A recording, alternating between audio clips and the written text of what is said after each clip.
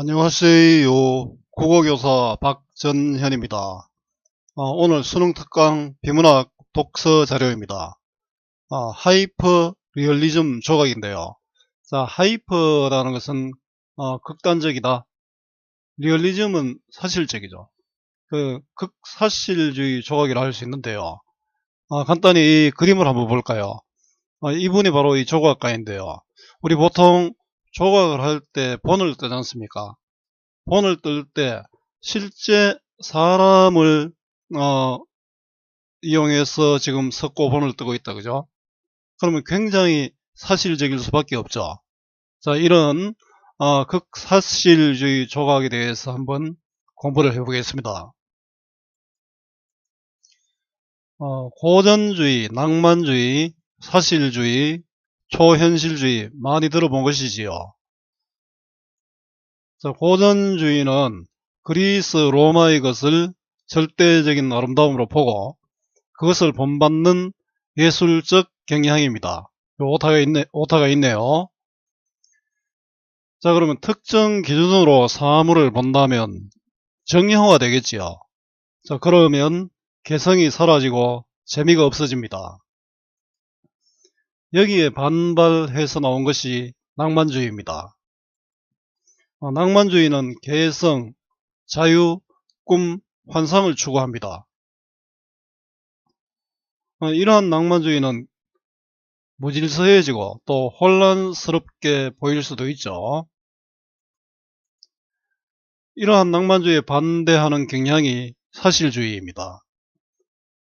그 사실주의는 있는 그대로 보자는 것이지요. 사실주의는 고전주의와 같은 정형화되고 규격화되고 형식화되는 문제점을 또 지니게 됩니다.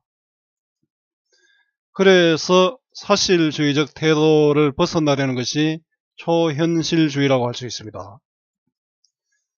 고전주의와 사실주의는 가깝고 낭만주의는 또 초현실주의와 관련이 있겠죠. 자, 현실의 모방이 아니라 현실을 작가의 시각으로 재창조하는 추상미술도 초현실주의와 가깝다고 할 수 있습니다. 자, 이러한 추상성은 다시 낭만주의와 같은 혼란이 또 일어날 수 있겠죠.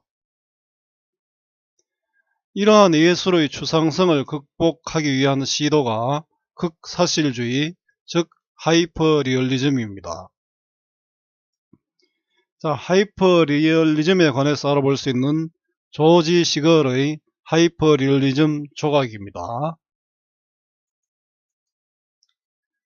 자, 하이퍼리얼리즘은 그 극사실주의죠. 아주 극단적으로 굉장히 사실적으로 표현하는 태도, 예술적 경향입니다.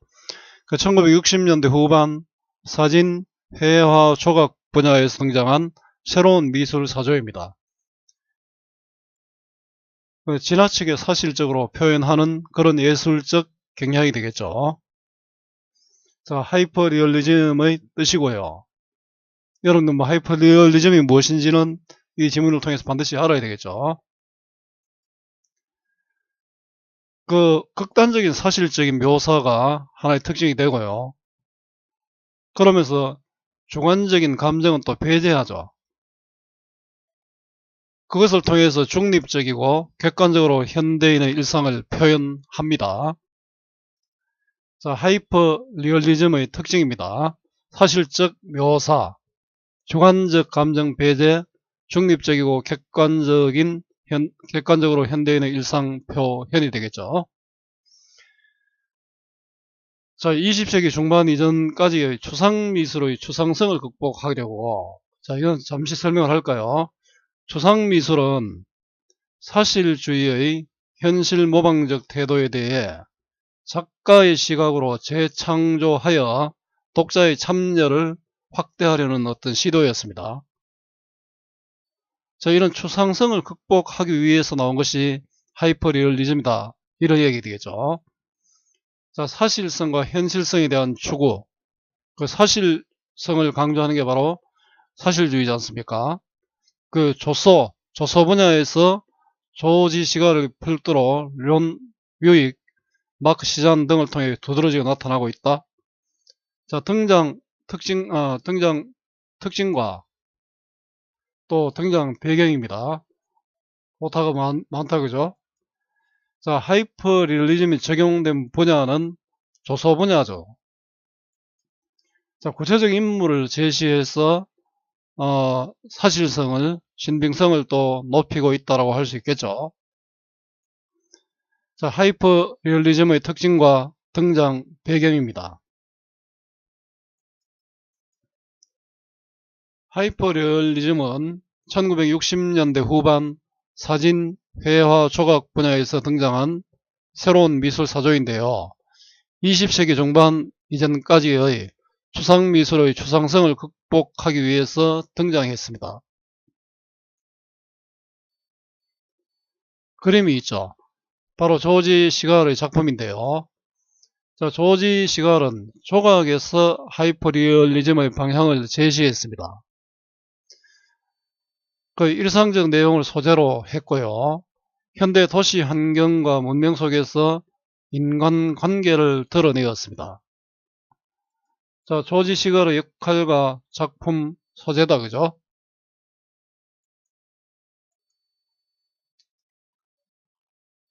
자, 이 그림 테이블 위의 남자인데요. 이건 자신을 모델로 했답니다. 보니까 이렇죠. 헌 테이블과 먼지로 찌든 의자, 전혀 손질이 안 된 소품과 함께 자신에게 직접 든 하얀 석고로 된 인물 조각을 설치했다. 굉장히 사실적이죠. 그 의복이나 소품 등을 있는 그대로 사용했죠. 그래서 실제 사람의 흔적을 보여주고 있고요. 또 연극적 상황을 연출을 했다는 건 실제 우리 연극은 뭐 현실의 재현이라고 할 수 있겠죠. 현실을 재현하면서 일상을 박제화함으로써 현대사회의 실제를 재현하려 했습니다. 박제는 현실의 모습을 있는 그대로 재현한 물건이죠. 동물 박제는 동물이 죽었지만 살아있을 때의 모습 그대로 재현했죠. 그것처럼 자신의 모습을 그대로 재현한 그런 조각이다, 그죠? 자, 일상적 소재를 사용한 실제 작품입니다. 자, 의도는 바로 이게 되겠죠. 일상을 박제함으로써 현대사회의 실제를 보여주는 것이죠. 그 작품 속의 실물 주형들은 흔히 볼 수 있는 도시 주변 서민들의 비개성적인 모습이다. 자, 비개성적인 모습이라는 것은 바로 획일화된 어떤 모습이겠죠. 자, 현대 도시 환경 속에서 획일화되어 가고 있는 현대인의 모습을 드러내고 있다고 평가된다. 자, 획일화된 현대인의 모습을 잘 보여주고 있다. 이런 뜻이겠죠. 작품의 경향과 평가가 되고요. 조지 시걸의 작품의 경향과 평가입니다.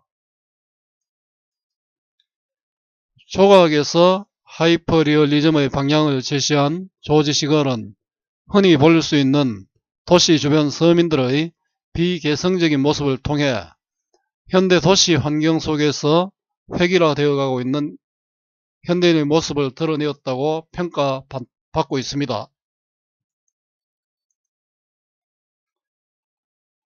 조지 시걸이 그 조각을 하는 방법이 외부 조형과 내부 조형이 있습니다.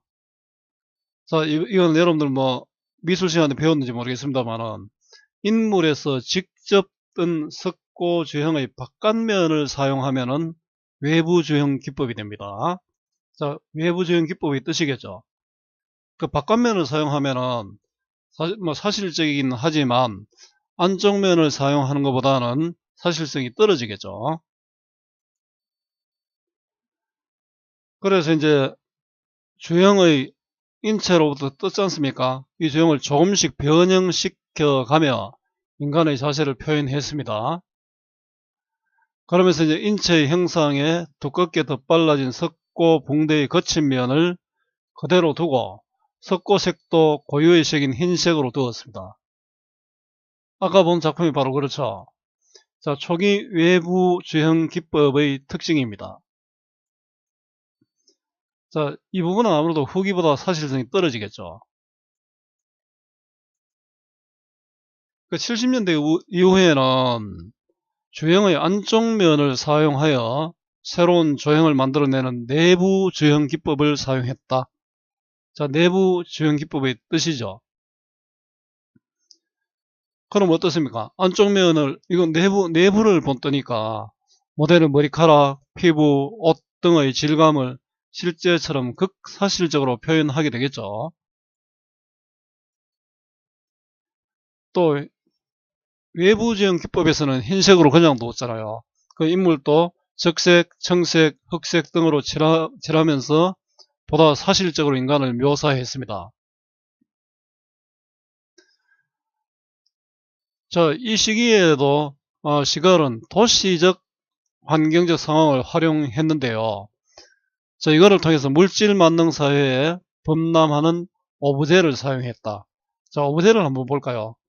오브제는 초현실주의 미술에서 작품에 쓴 일상생활용품이나 자연물, 자, 이런 걸 쓰면은 실제 삶의 모습을 잘 드러낼 수 있잖아요. 또 예술과 무관한 물건을 본래의 용도에서 분리하여 작품에 사용함으로써 새로운 느낌을 일으키는 상징적 기능의 어떤 물체, 이것을 오브제라 한답니다. 자, 후기 기법, 즉 내부 주형 기법이죠. 자, 신호등이나 의자, 책상, 그리고 도시인의 삶 주변에 놓여있는 시설물들, 이게 바로 일상적 소재죠. 오브제가 되겠죠. 적절히 등장시켜 현실적인 환경을 재현했습니다. 진짜로 사람들이 살아가는 모습과 닮았잖아요. 고독과 불안의 감정을 하는 채 말없이 써있는 인체 조각상과 시간과 공간을 순간적으로 정지시켜 놓은 듯한 3차원의 이미지는 인간의 상황을 비판하고 자각하게 하려는 의도였다. 자, 조지 시갈의 의도는 이런 조각을 통해가 인간의 상황을 비판적으로 보고 너가 이런 상황에 있다, 이것을 보여주려는 의도였죠. 자, 조지 시갈의 창작 기법과 의도입니다. 조지 시갈은 초기에는 외부 주형 기법을 사용했고 후기에는 내부 주형 기법을 사용하여 극사실적으로 표현하였습니다. 고독과 불안의 감정을 아는 채 말없이 서있는 인체 조각상과 시간과 공간을 순간적으로 정지시켜 놓은 듯한 3차원의 이미지는 인간의 상황을 비판하고 자각하게 하려는 의도였습니다. 조지 시갈의 작품 속에는 현실에 대한 심리, 철학, 정치적 비판이 담겨있고 작품에 이런 게 현실에 대한 심리, 철학, 정치적인 비판이 담겨있고요. 어떤 형식과 주제를 택하든지 항상 인간과 삶이라는 차원의 문제를 또 다루었고요. 그러면서 이제 가장 가까운 주변 소재를 사용했고요. 작품 속 인물들은 항상 분명하고 현실적인 상황이죠. 그러니까 사실주의 되겠죠. 놓여 있고요. 관람자는 작품을 통해 드러내고자 하는 그의 의도를 충분히 이해할 수 있었다고 합니다. 조지 시갈의 작품의 특성과 쉬운 관람입니다. 그죠? 관람이 굉장히 쉽죠? 자, 현대 문명 속에서 소외되고 경시되는 현대 사회 인간들의 고독을 3차원 작품으로 표현했다. 조각이니까 이게 3차원 작품이 되죠. 그래서 관람자들에게 실감나는 감상을 유도하는 하이퍼리얼리즘 경향을 보여주었다. 자, 하이퍼리얼리즘의 특징과 경향, 조지 시갈 하이퍼리얼리즘의 특징과 경향이 나타나 있습니다.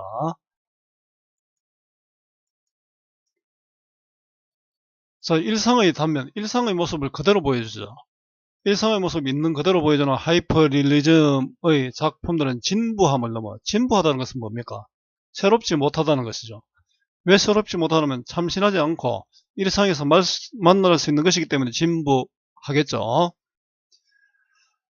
자, 이 진부함을 또 뛰어넘습니다. 이걸 보여준다는 건, 이걸 보여주면 작품의 의미가 한번 떨어지겠죠. 자, 우리에게 삶에 대한 어떤 진실을 제시하고 있다는 것처럼 시사적 고발과 함께 사회적 해악성을 보여주고 있습니다. 자, 하이퍼리얼리즘의 의의입니다. 선생님이 강조를 안 해놨는데요. 진실을 제시하고 있고 시사적 고발과 사회적 해악성을 보여주고 있습니다. 조지 시걸 작품의 특징과 의의가 됩니다.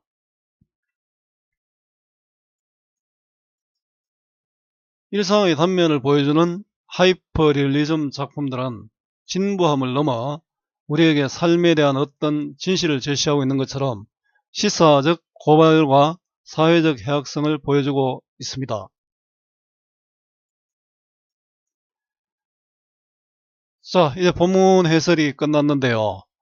자, 국어 공부의 기본은 본문 중심의 학습, 반복과 복습이고요. 단락을 요약해보는 것은 사고력 확장의 필수가 됩니다. 자, 조지 시걸의 하이퍼 리얼리즘 조각을 공부했고요. 자, 내용 확인과 문제 풀이는 여러분들이 해보고 자료를 확인하기 바랍니다.